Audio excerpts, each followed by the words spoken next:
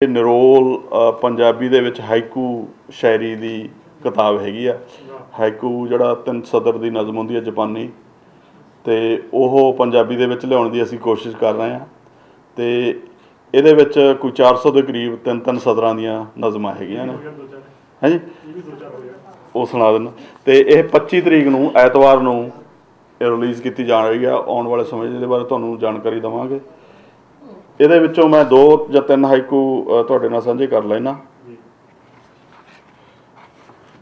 ਇੱਕ ਤਾਂ है ਚੁੱਲ੍ਹੇ ਬਲਦੀ ਚਿਖਾ 'ਚ ਵਲਦੀ ਅੱਗ ਦਾ ਕੰਮ ਨਾ ਮੁੱਕੇ।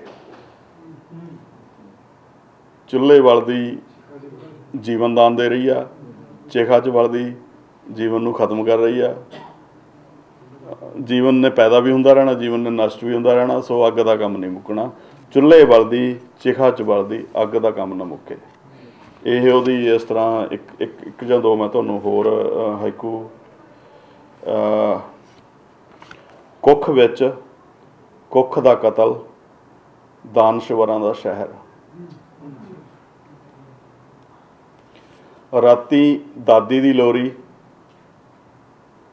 सुपने विच परियां सवेरे हवा विच गुरबाणी। पंजाब जाने हो ना तुसीं, उत्थे सुनो। ते पानी उपर छल जीभ तो तिलकी गल ढा लैंदी है मल। ते एक जहाज हवा विच उड़िया पुत परदेसी होए।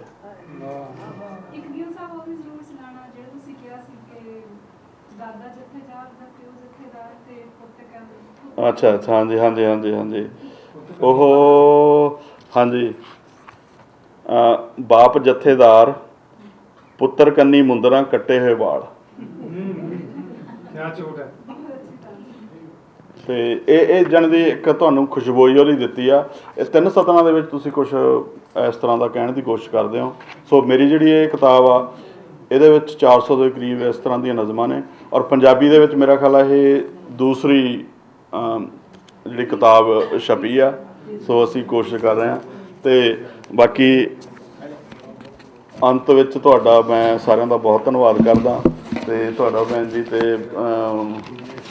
ਬਾਬਾ ਸਾਹਿਬ ਤੁਹਾਡਾ ਤੇ ਲਾਇਬ੍ਰੇਰੀ ਵਾਲਿਆਂ ਦਾ ਧੰਨਵਾਦ ਕਰਦਾ ਹੈ। ਤੁਹਾਡੇ ਕੋਲ ਛੁੱਟੀ ਲੈਣਾ।